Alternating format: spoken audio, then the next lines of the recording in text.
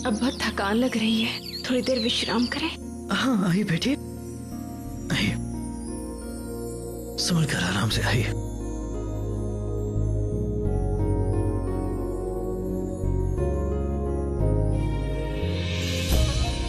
अब जानते हैं शहंशाह, हमें सबसे अधिक कौन सी आवाज पसंद है? कोयल की? नहीं। तो फिर जरूर तानसेन साहब की वीणा? नहीं, ये भी गलत उत्तर। तो फिर? आपके दिल के धड़कने की आवाज। जब भी हम हमारा सर आपके सीने पर रखते हैं तो आपके दिल की धड़कन हमें सबसे अधिक सुकून देती है। सारी चिंताएं हम हमारी भूल जाते हैं। वैसे फिर से इस बार जीत गए आप, बचा लिया आपने हमें। बचाया तो आपने हमें, अगर आप नहीं होती तो हमें कभी हमारी गलतियों का एहसास नहीं होता, ना ही उन गुनाहों को जिन्हें हम फर्ज समझकर कर रहे थे। तो शुक्रिया। अब हमें आगरा लौटना चाहिए। ठीक है, अब बस जल्द से जल्द दुरुस्त हो जाइए, फिर हम आगरा लौट जाएंगे।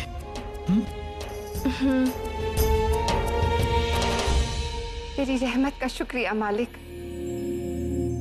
इन दोनों को साथ देखना दुनिया की हर नियामत से बड़ी नियामत है। ये नियामत का शुक्रिया।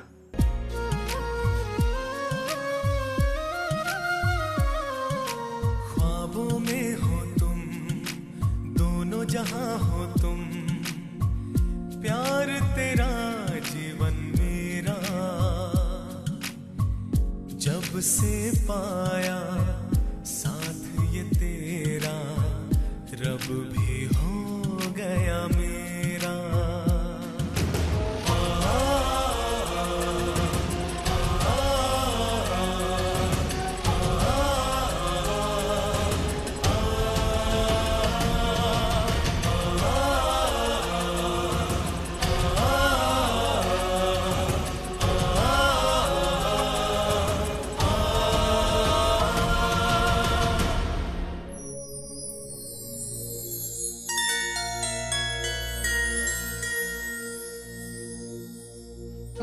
कहीं कोई मजहब से जुड़ा हुआ मसला तो नहीं? नहीं अम्मी जान, हमने कहा ना बस एक सियासी मुद्दा था, फिक्र वाली कोई बात नहीं है। और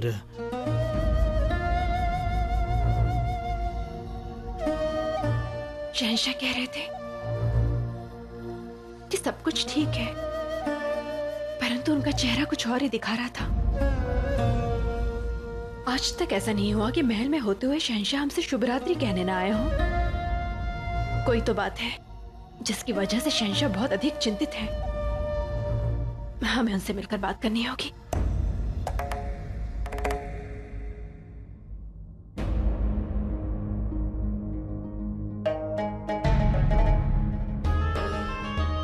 क्या हुआ शहंशाह, आज रात आप अभी तक यहाँ पर हैं, सोए नहीं? यूं ही नींद नहीं आ रही थी तो इसलिए। आप यहाँ?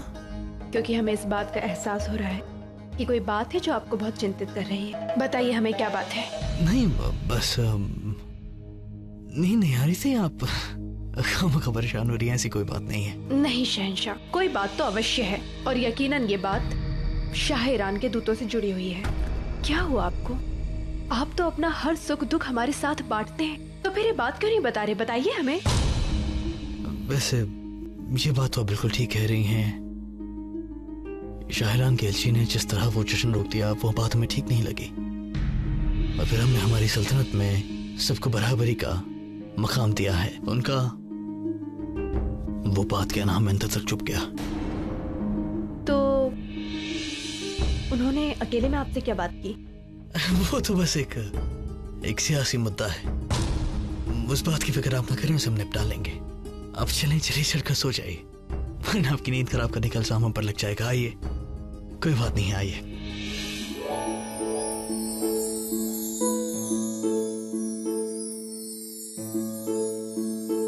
आप यहाँ? जी शहंशाह, हमने सोचा कि आपके साथ शतरंज की एक बाजी खेली जाए। हमने गलत तो नहीं सोचा ना? बेशक नहीं, बिल्कुल सही फैसला लिया आपने। हम भी सोच रहे थे कि आपके साथ थोड़ा वक्त गुजार लें।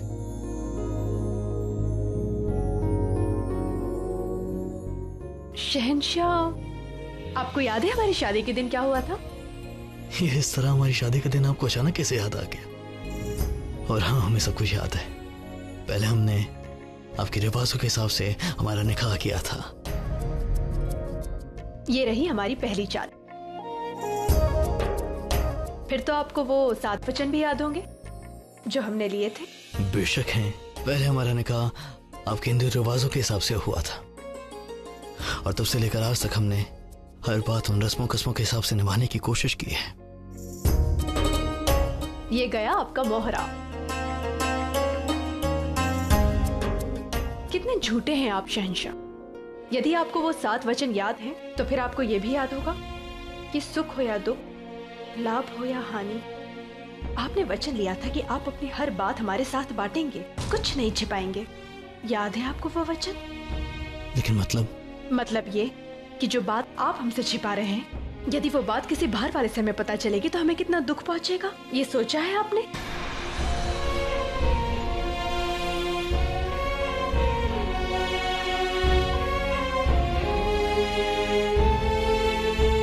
हम खुद नहीं चाहते थे जोधा बेगम की जो बात हमें आपको बतानी चाहिए वो किसी और से आपको पता चले, लेकिन अब बात ही कुछ ऐसी थी कि हम आपको बताने से झिझक रहे थे।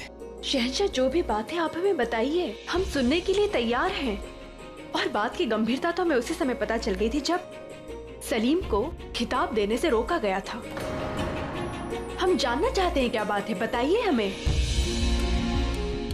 दरअसल शाहरान नहीं चाहते कि हम शेखों को बादशाह बनाएं।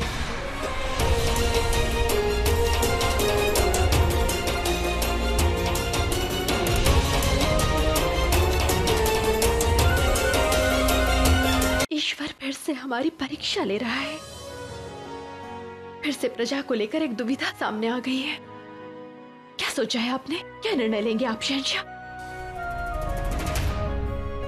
फिलहाल तुमने कोई फैसला नहीं लिया है जोधा बेगम, लेकिन एक बात तो तय थी कि कोई भी फैसला लेने से पहले हम एक बार आपसे बात करना चाहते थे। और हम आपका शुक्रिया अदा करना चाहते हैं कि आपने हमारे दिल का बोझ हल्का कर दिया, क्योंकि इस बात को छुपाना हमारे सीने पर चट्टान की तरह था। क्या आप फिक्र ना करें, भले ही ये मामला पेचीदा है, लेकिन हम कोई ना कोई रास्ता जरूर निकाल लेंगे।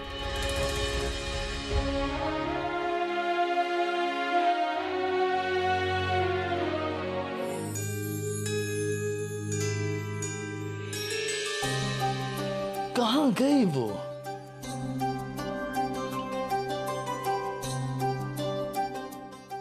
किसे ढूंढ रहे हैं आप?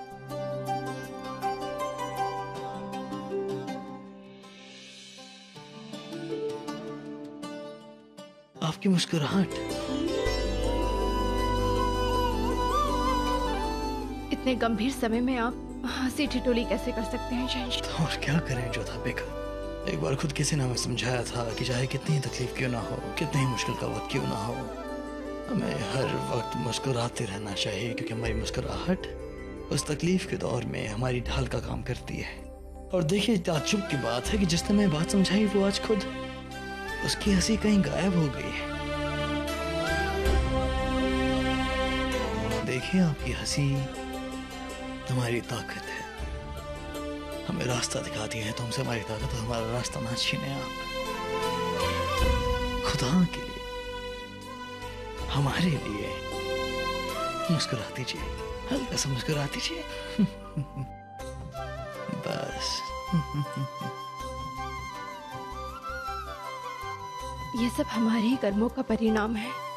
ना तो विवाह से पहले हम आपके सामने ऐसी कोई शर्त रखते, और ना ही आपको इन सबसे आज के बाद ऐसी बात दोबारा मत कीजिएगा।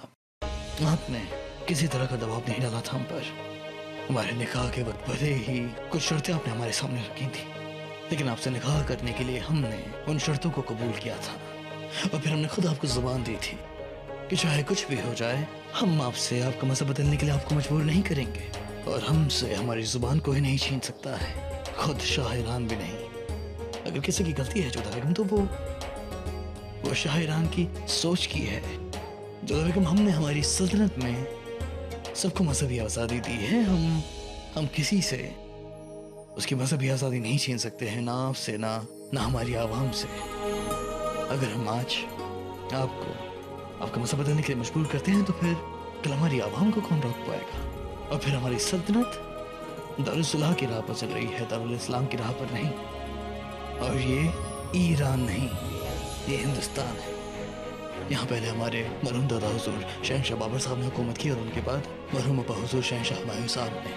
लेकिन हुकूमत करने से पहले उन सब ने इस सरजमीन से मोहब्बत की, और मोहब्बत करने का मतलब होता है किसी को आज़ादी देना। जोधा बेगम, अब हम हुकूमत कर रहे हैं। यहाँ हमारे कायदे चलते हैं, शाह ईरान के नहीं। हाँ, बस थोड़ी सी तकलीफ वाली बात यह है कि हम बस ये सोच रहे हैं कि किस तरह उनके पैगाम को जवाब हम उन्हें दें। लेकिन तब तक आपसे दरख्वास्त है कि आप अपनी फिक्र छोड़कर बेफिक्र रहिए, खुश रहिए। आप वो हमारा काम से हम पर छोड़ दीजिए, हम निपट लेंगे उससे।